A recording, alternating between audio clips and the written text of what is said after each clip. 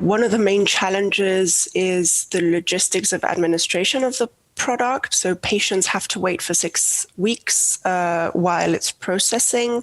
And that is a very long time for the relapsed refractory population in myeloma.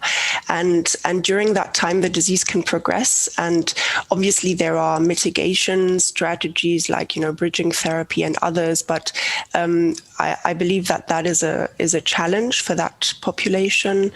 I also think that side effects are a big challenge, and they require close monitoring in the hospital, sometimes up to 2 weeks, and there can be very severe side effects like CRS or neurotoxicity.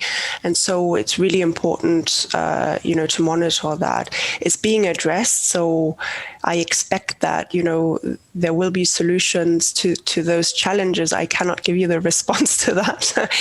But I also think the last point maybe to touch upon as one of the challenges is what we spoke about before around management of expectations on the outcomes of the therapy for patients. What does it mean on a longer term on accessing it, because it probably it's likely it won't be accessible in all countries in Europe. So that will be a big issue. It's a very expensive therapy.